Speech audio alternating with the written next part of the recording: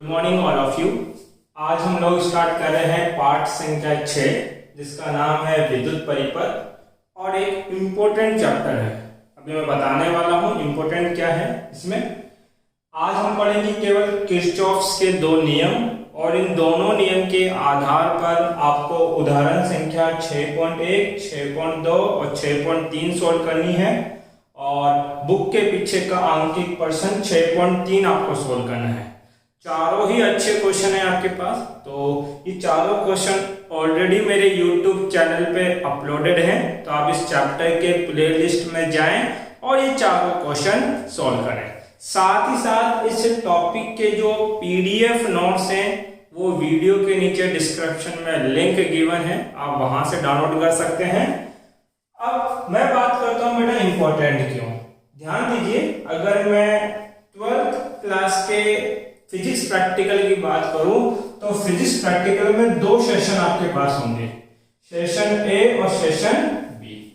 और session A और B से जो गवर्नमेंट की गाइडलाइन है राजस्थान बोर्ड की कि मिनिमम इससे 5 प्रैक्टिकल आपको सीखने हैं और सेक्शन बी से 5 प्रैक्टिकल सीखने हैं। तो जो सेक्शन ए के 5 नॉर्मल प्रैक्टिकल्स हैं जो ऑब्वियसली हर स्कूल में करवाए जाते हैं, उन 5 प्रैक्टिकल का थ्योरी प्लस उनका डिक्लेरेशन, मतलब उनको किस तरीके से एक्सप्लेन किया जाएगा, उनके क्या सूत्र आपको प्राप्त होंगे, वो 5 चीजें आप इस चैप्टर में पढ़ेंगे।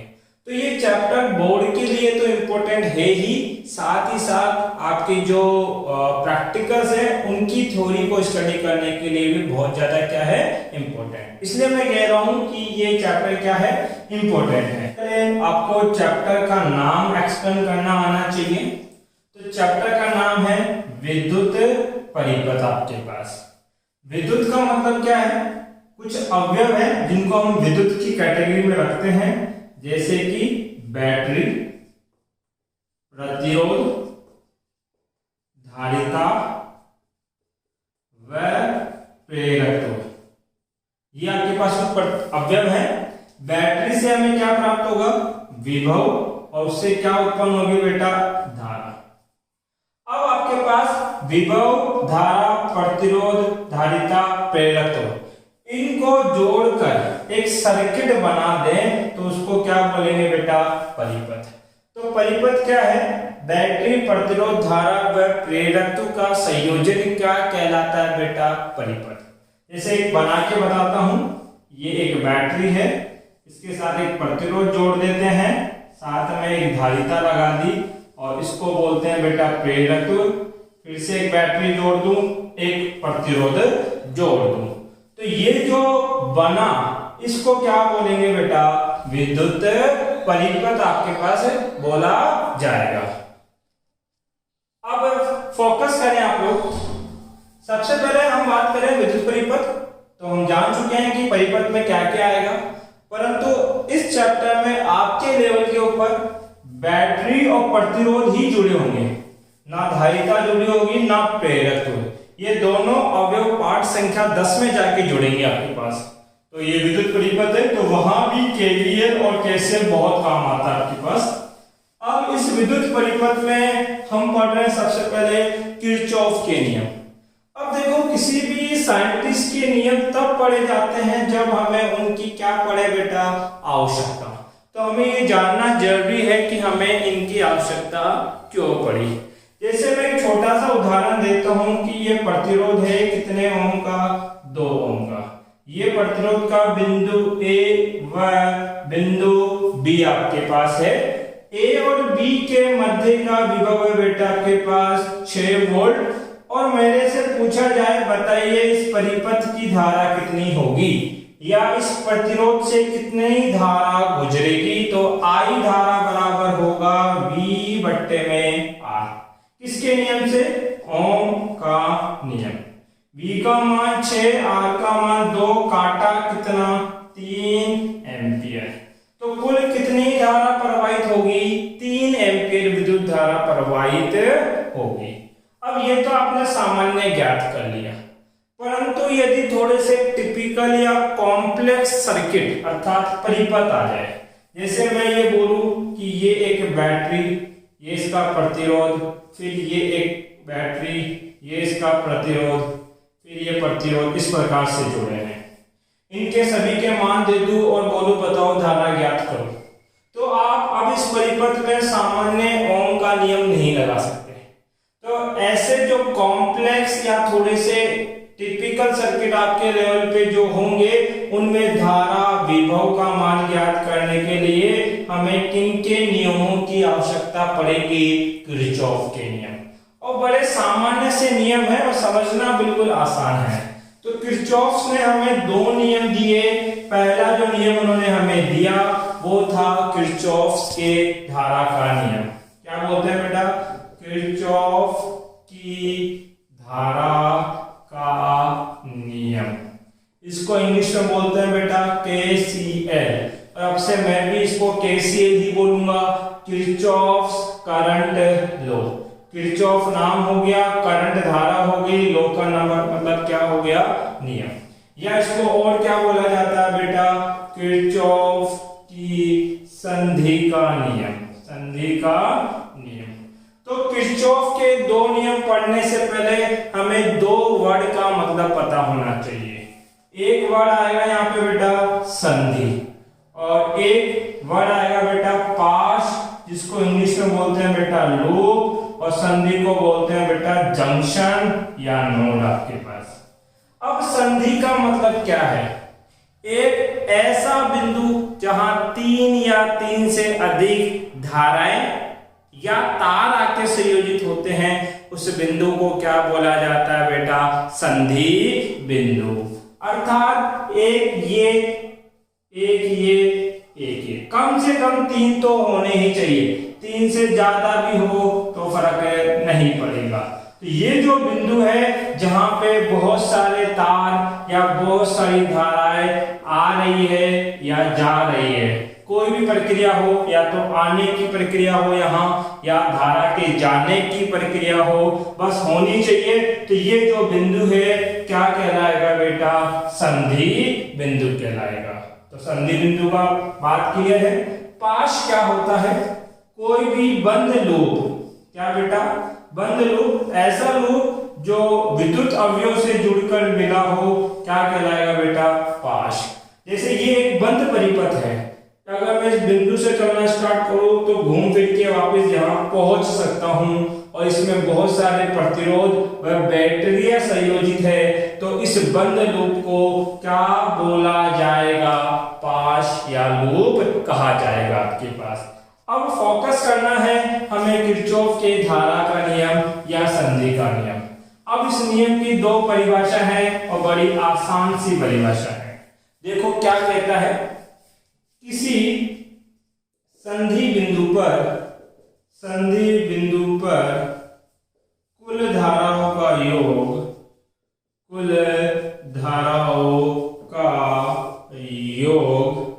शून्य होता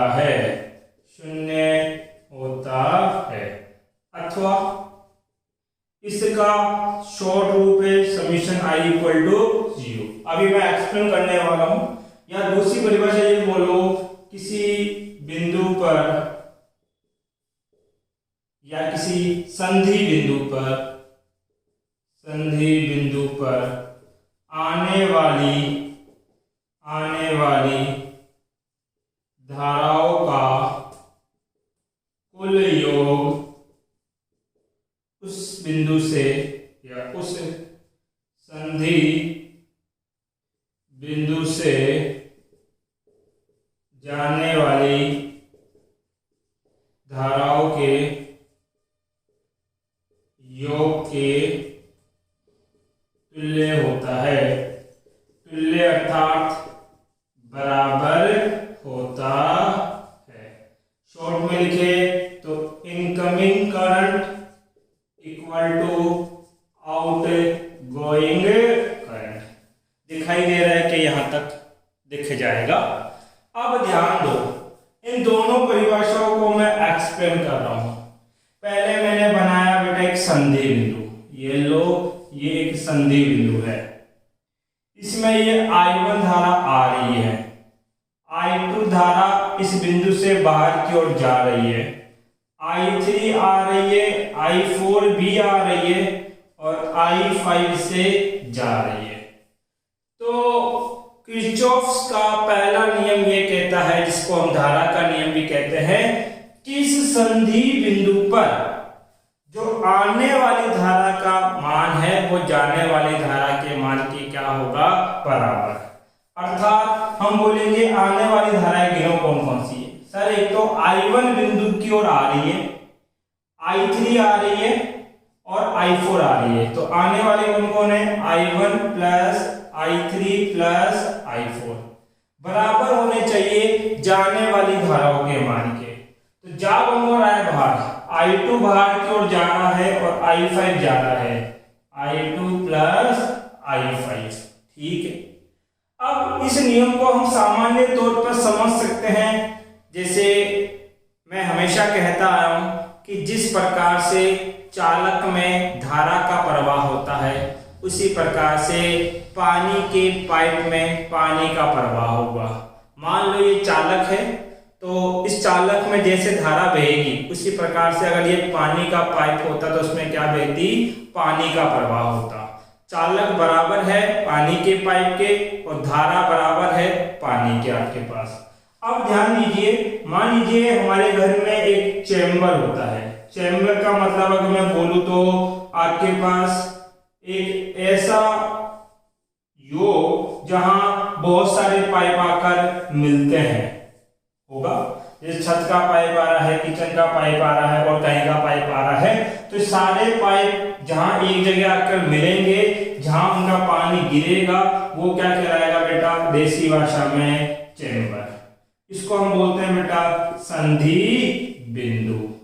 अब देखो आपको पता है, मान लीजिए ये कहीं से पानी की पाइपलाइन आ रही है, इसमें 4 लीटर पानी आता है। ये एक पाइपलाइन है, इसमें से 6 लीटर पानी कहीं से आ रहा है। ये एक पाइपलाइन है जिधर से 2 लीटर पानी आ रहा है। तो फिर ये एक पाइपलाइन होगी जिससे 10 लीटर पानी जा रहा है। तो बताओ इससे कितना पानी बाहर की ओर निकलेगा। एक चीज समझो भाई, जितना पानी इस चैम्बर में आएगा उतना ही तो बाहर जाएगा ना, उतना ही क्या होगा, बाहर जाएगा। आपने कहा कि सर 4 लीटर आ रहा है, 6 लीटर आ रहा है, कुल कितना आ गया, 10, और कितना आ गया, 2 लीटर और आ गया। तो इस चैम्बर पर कुल कितना लीटर पानी आ रहा है, 12 लीटर। 12 में से 10 लीटर इस पाइप से चला गया तो बचा हुआ इसमें जाएगा, अर्थात इसमें कितना बाहर निकलेगा, 2 लीटर। तो आपको क्या पता लगा कि जितना पानी आएगा कुल उतना ही कुल बाहर जाएगा। तो आप यही तो बात कह रहे हो कि आने वाले का कुल मान बराबर होगा जाने वाले के कुल मान के, और ये बात लागू होती है किसके बेटा, धारा के ऊपर। तो यही बोला गया है कि आने वाले कुल धारा जाने वाली कुल धारा के मान के क्या होगी, बराबर। तो किसी संधि बिंदु पे आने वाली धाराओं का कुल योग उस संधि बिंदु से जाने वाली धाराओं के कुल योग के बराबर होता है। अर्थात incoming current equal to outgoing current आपके पास। दूसरी बात, अब इस परिभाषा को डिफाइन कर रहा हूं मैं। ऐसा करो, ये तो एच था I1 minus plus I3 plus I4, I2 उधर लेके आओगे माइनस का I2, इसको इधर लेके आओ माइनस के I5 बराबर कितना, 0। क्या ये कुल हो गया, क्या टोटल है ये भाई, कुल कितनी थी, 5। आपने क्या किया, आने वाली को पॉजिटिव मान लिया और जो बाहर निकल रही है उसको क्या मान लिया, नेगेटिव, और जोड़ दिया। तो ये कुल मान कितना आया, 0। अर्थात संधि बिंदु पे कभी कोई धारा नहीं रहेगी, जितनी आई उतनी चली गई। तो संधि बिंदु के पास कितनी धारा बची, 0। तो ये बोला जाता है संधि बिंदु पे कुल धाराओं का योग कितना होता है, 0। और ये पहली परिभाषा है किरचॉफ के संधि नियम के अनुसार किसी संधि बिंदु पर कुल धाराओं का योग 0 होता है, अर्थात समीशन I बराबर 0। ठीक है, ये एक बार इसका स्क्रीनशॉट ले लो, ये मत बनाना बस, बाकी सब कुछ बनेगा बेटा। अब इससे रिलेटेड कुछ महत्वपूर्ण तथ्य है, वो तथ्य क्या है, ध्यान दीजिए। तो महत्वपूर्ण तथ्य, पहला तथ्य ये है कि ये जो नियम है ये बंद लूप व खुले लूप की जगह परिपथ काम में ले लो, बंद परिपथ व खुले परिपथ दोनों पर लागू होता है, दोनों पर लागू होता। ये जो परिपथ आपने बनाया ये है खुला परिपथ। अगर आप इस प्रकार का कोई परिपथ बना देते, ये क्या कहलाता है बेटा, बंद परिपथ। तो जो केसीएल है वो खुले परिपथ पर भी लागू होता है और बंद परिपथ पर भी लागू होता है। दूसरा महत्वपूर्ण तथ्य ये है कि केसीएल जो है वो आवेश संरक्षण नियम की पालना करता है। किसकी पालना करता है बेटा, आवेश संरक्षण। क्यों करता है, आपने I बराबर क्या पढ़ा, Q बट्टा T, अर्थात धारा किस पे निर्भर करती है, आवेश। आवेश कैसी राशि है, संरक्षित, और धारा पर आधारित है ये नियम। कौन सा नियम, किरचॉफ के धारा का नियम। इसलिए ये जो किरचॉफ धारा का नियम है वो आवेश संरक्षण नियम की क्या करता है, पालना करता है। ये दो महत्वपूर्ण तथ्य हैं। अब देखिए राजस्थान बोर्ड में आया हुआ एक क्वेश्चन है, मुझे क्वेश्चन का डेटा तो याद नहीं बट उसके पैटर्न पे मैं एक क्वेश्चन करवा रहा हूं। उस टाइप का क्वेश्चन आया था जो केसीएल पे बेस्ड था, इस प्रकार से।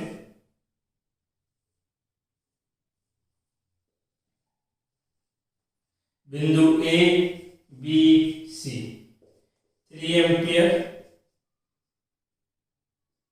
1 ampere x, 2 ampere y, 0.5 ampere और I। पूछा है कि इस खुले परिपथ में धारा I के मान की क्या करो बेटा, गणना करो।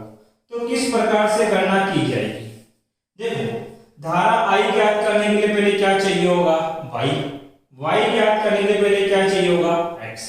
तो हम प्रथम संधि बिंदु से ज्ञात करते हैं। तो क्या लिखेंगे बेटा, अप्लाई KVL एट नोड। संधि बिंदु को नोड कहते हैं, और कौन सा बिंदु बेटा, ए। तो आप KCL लगा रहे हो कौन से बिंदु पे, ए बिंदु पे। KCL क्या कहता है बेटा, किरचॉफ धारा का नियम कहता है आने वाली धारा का योग बराबर होगा जाने वाली धारा के। तो आने वाले कौन कौन है, इस बिंदु पे 1 एम्पियर आ रहा है और 3 एम्पियर आ रहा है, दोनों आके जुड़ेंगे तो 1 + 3 बराबर होगा जाने वाला। बाहर निकलने वाली धारा कितनी है, x। x बराबर कितना हो गया, 4 एम्पियर आपके पास। इसी प्रकार से आपको क्या करना है बेटा, KCL लगाना है कौन से बिंदु पे, B पे। B पे भी वही बात बोलोगे, आने वाली बराबर जाने वाला। आने वाला कौन, x, जाने वाले कितने, 2 और y। तो आने वाला है x, जाने वाला है 2 + y। x का मान कितना बेटा, 4 बराबर 2 + y। तो y बराबर कितना हो जाएगा, 2 एम्पियर। इस y का मान आया 2 एम्पियर। अब इस संधि बिंदु पे फिर से क्या लगाओ बेटा, KCL कौन से बिंदु पे, बिंदु C पर। आने वाला कौन है बेटा, 2, जाने वाले कितने हैं, 0.5 प्लस में क्या, I। हमें I का मान चाहिए, 2 में से 0.5 घटाओगे 1.5 बचेगा, अर्थात 1.5 एम्पियर। तो I का मान कितना आएगा बेटा, 1.5 एम्पियर। ये आपका KCL पूरा हो गया। अब हम लोग पढ़ेंगे बेटा KVL। दूसरा पढ़ रहे हैं बेटा,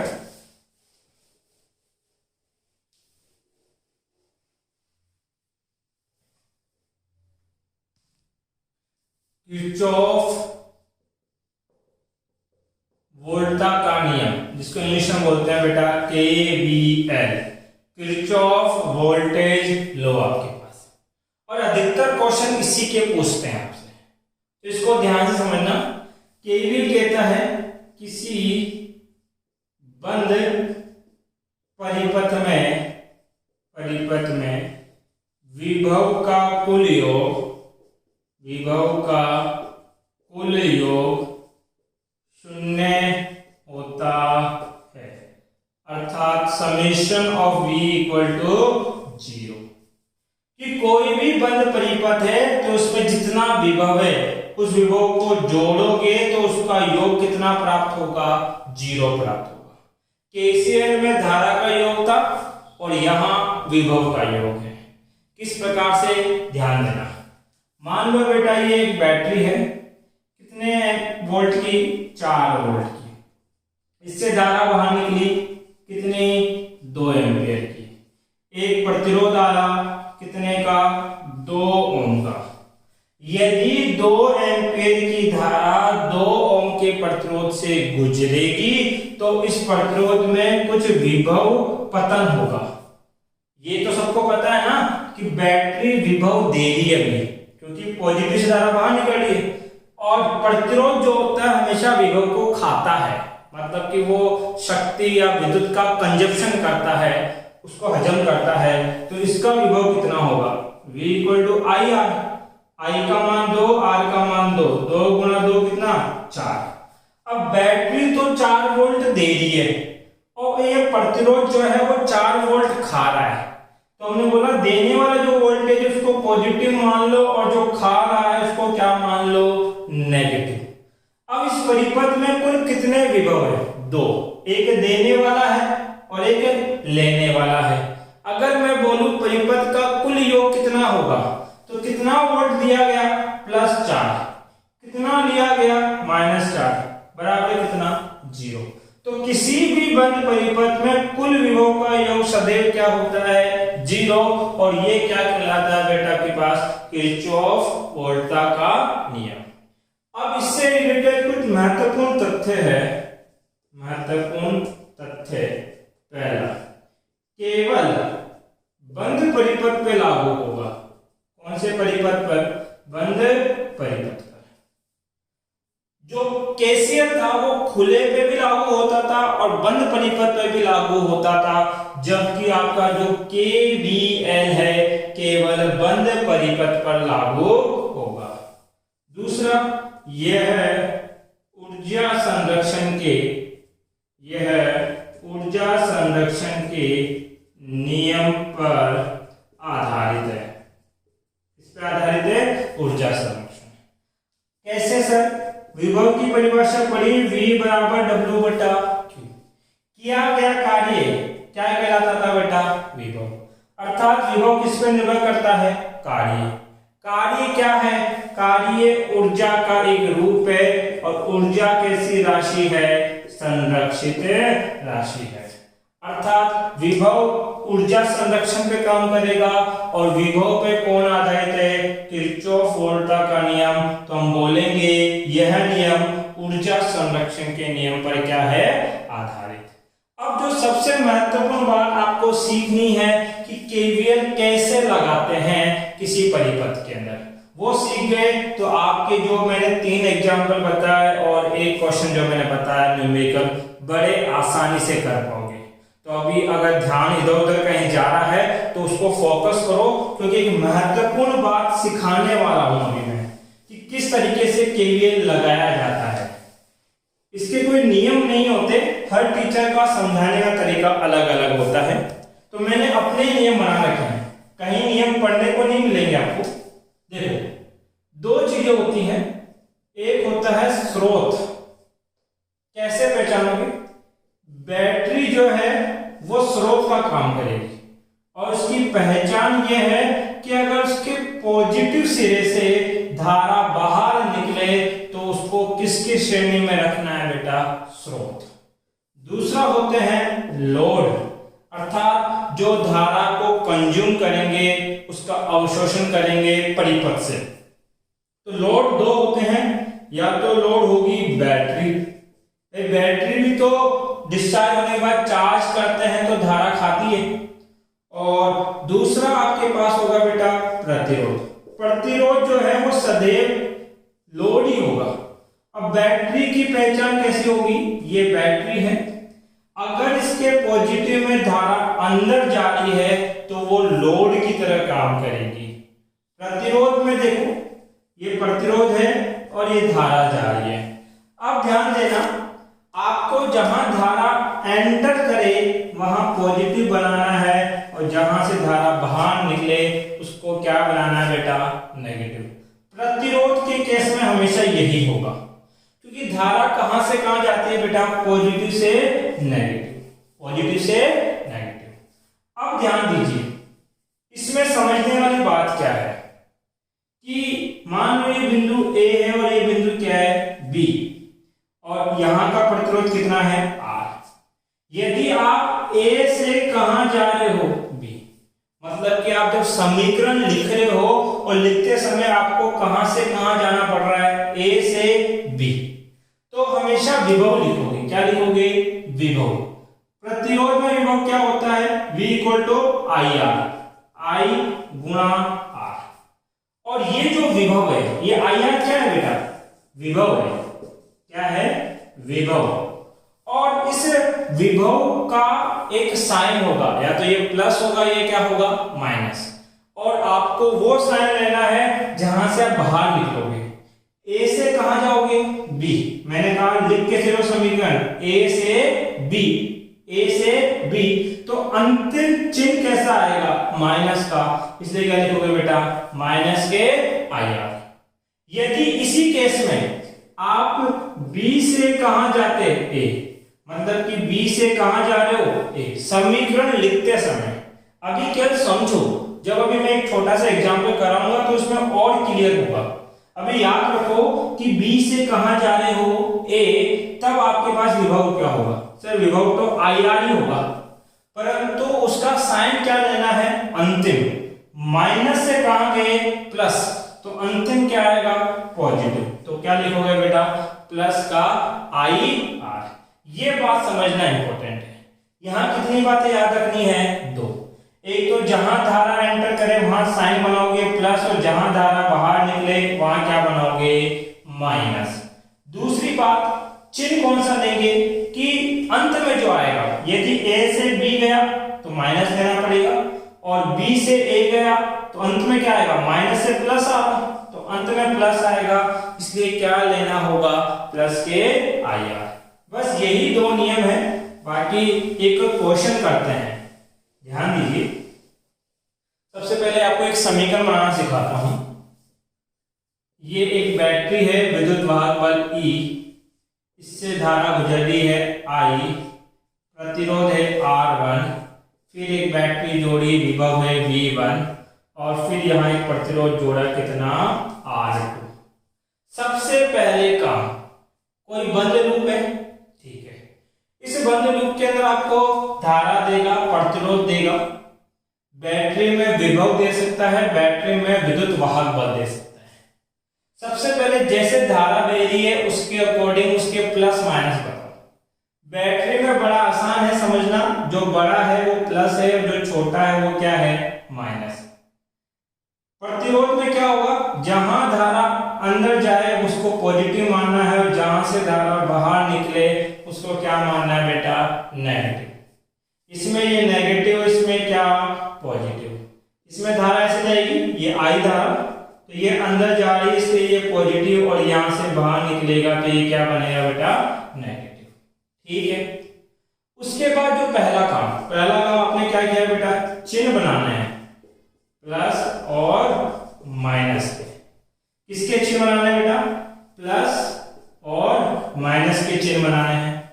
दूसरा काम जो केवीएल में करना है, यदि कोई बंद परिपथ है तो उसमें जो जो कोने हैं उनका नामकरण, A B C D, तो कोनों का नाम दोगे A B C D।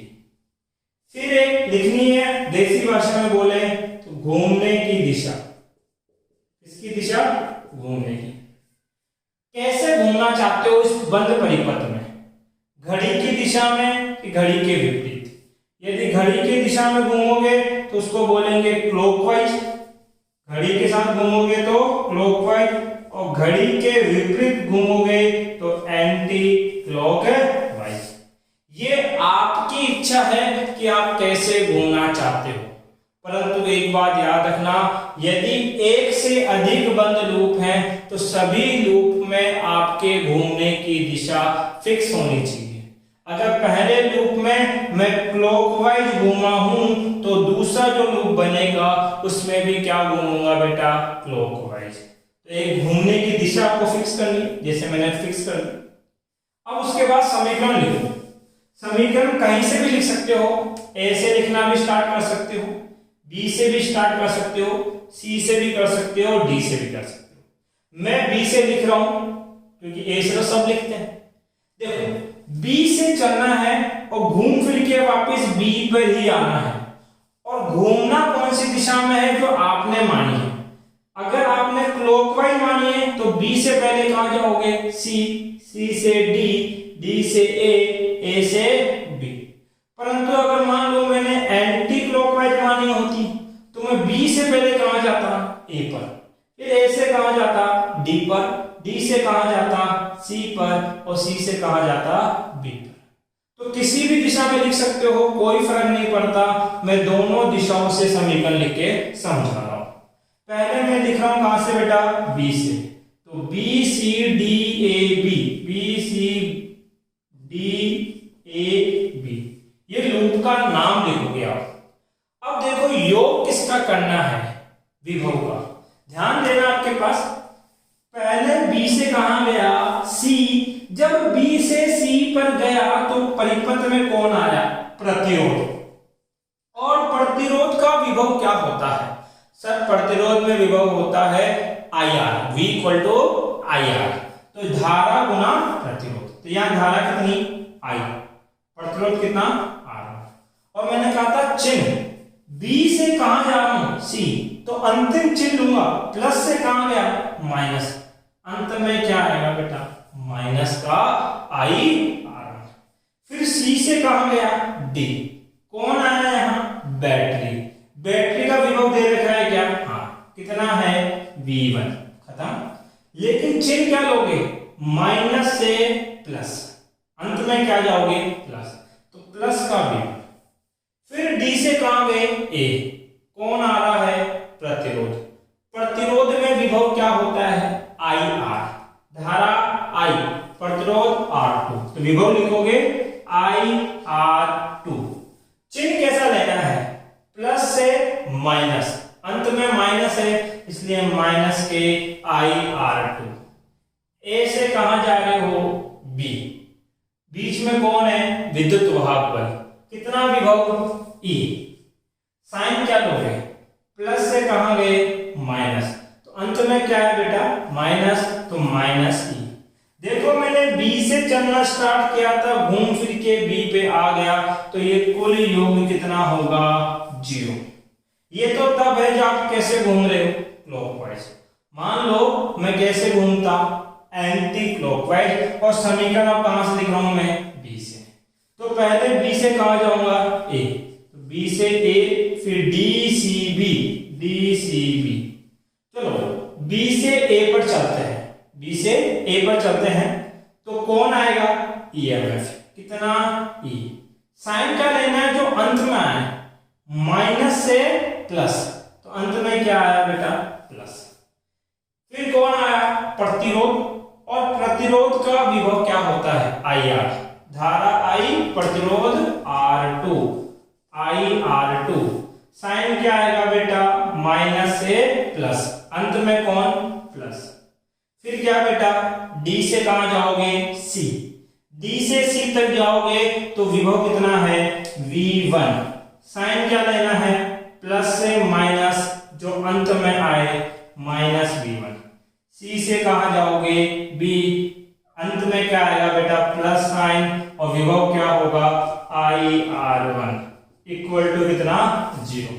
ये दोनों समीकरण एक जैसे हैं, कुछ नहीं करना, ये जितने भी इक्वेशन है सबको बराबर ही उधर भेज के देखो। ई को उधर भेजोगे minus E, plus I R two उधर भेजोगे माइनस के आई आर टू, माइनस V1 को बराबर को उधर भेजे प्लस का V1, minus I R one को उधर भेजोगे माइनस के आई आर वन। देखो ये समीकरण और ये समीकरण बराबर ही है आपके पास, तो समीकरण कैसे भी लिखो कोई फर्क नहीं पड़ता आंसर में। अभी आपने केवल समीकरण लिखना सीखा है, अब इसको यूज कैसे करते हैं उसके लिए एक न्यूमेरिकल करके बताते हैं आपको। देखो क्वेश्चन कैसा आएगा एग्जाम के अंदर, उस पर ध्यान देना। एक एग्जाम्पल उसको नोट कॉपी में जरूर लिखना बेटा। एग्जाम्पल कुछ ऐसा है, ये है बैटरी 5 वोल्ट की, ठीक है, ये दे रखा है 200 ओम का प्रतिरोध, क्लियर। फिर ये दे रखी है एक बैटरी, सॉरी प्रतिरोध 20 ओम का, फिर एक बैटरी है 4 वोल्ट की, और उसके बाद प्रतिरोध है 60 ओम का। अब देखो धाराओं का विभाजन इसमें दे रखा है क्वेश्चन में ऑलरेडी, I माइनस I1, इसमें भी I माइनस I1, यहां I1, इधर से धारा आ रही है I आपके पास, ठीक है। पूछा है धारा I1 के मान क्या करो बेटा, गणना। ये आपका परिपथ है, तो 2 मिनट पॉज करके खुद से ट्राई करो।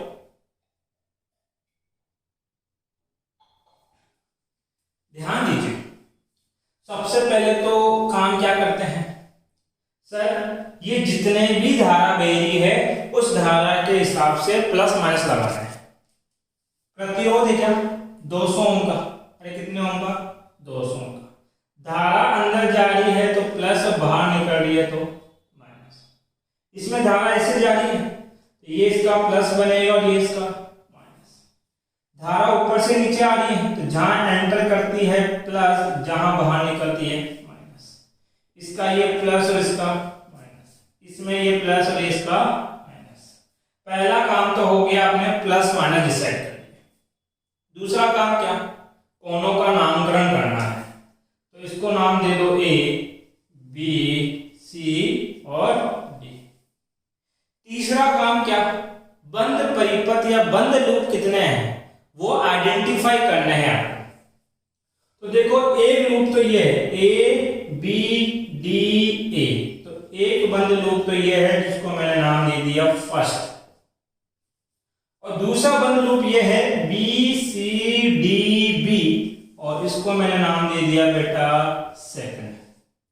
तो हमने सारे काम कर लिए, पहला काम चिन्ह बनाना, दूसरा काम कोनों को नाम देना, और तीसरा काम बंद लूप आइडेंटिफाई करना। तो 2 लूप आए, फर्स्ट और सेकंड आपके पास।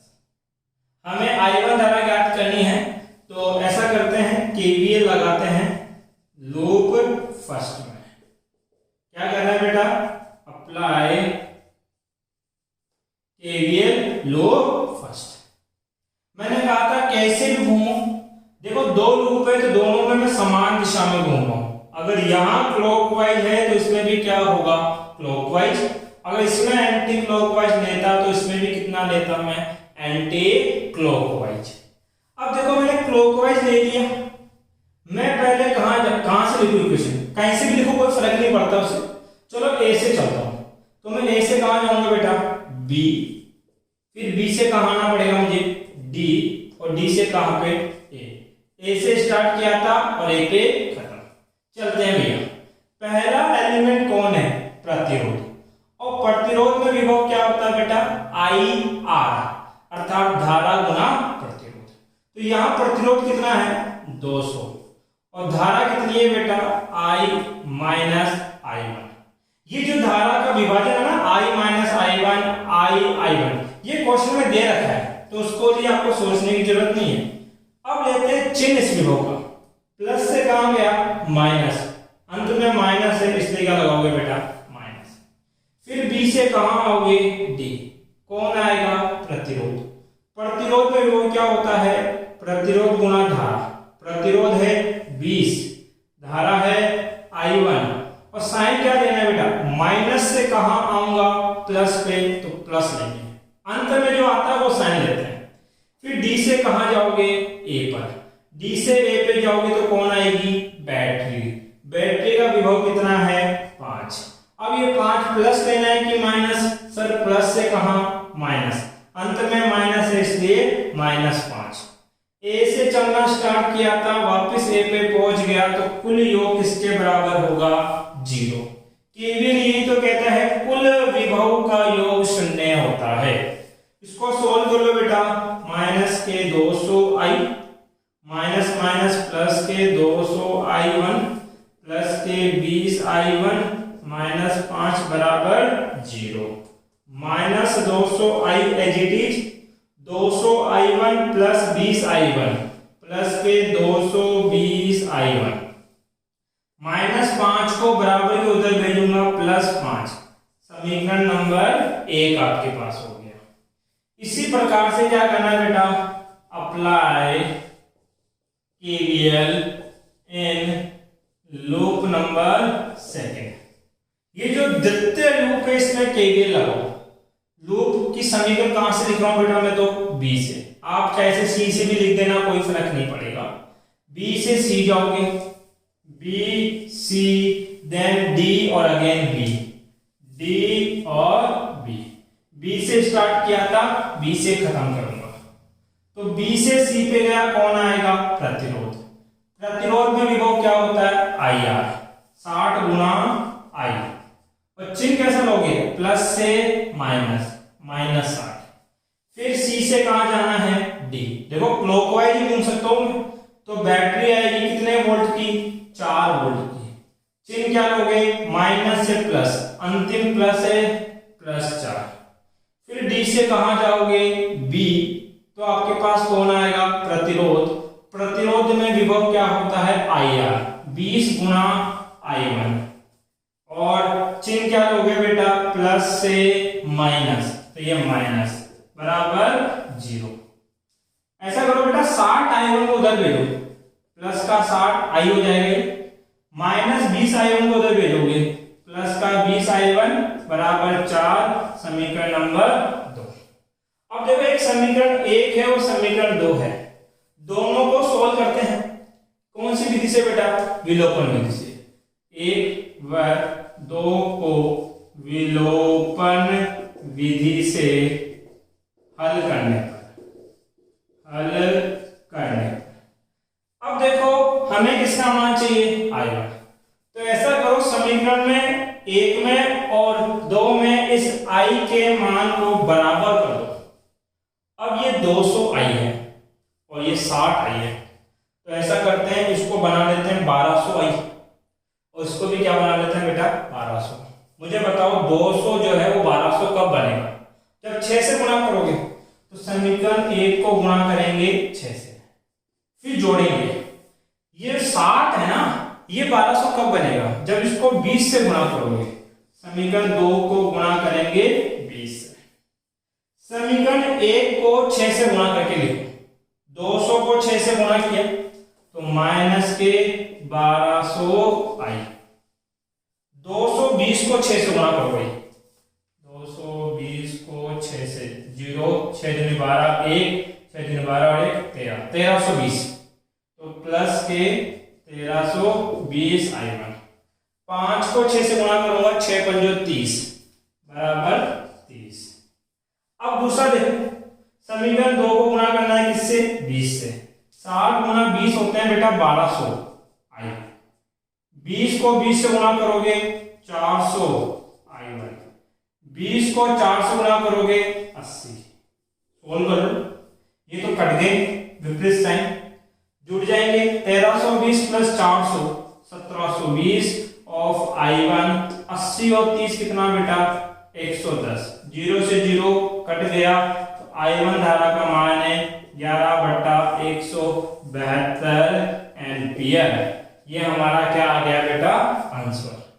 तो इस प्रकार के क्वेश्चन आपसे पूछे जाते हैं। अगर इस टॉपिक से रिलेटेड आपका कोई डाउट है तो आप कमेंट बॉक्स में पूछ सकते हैं।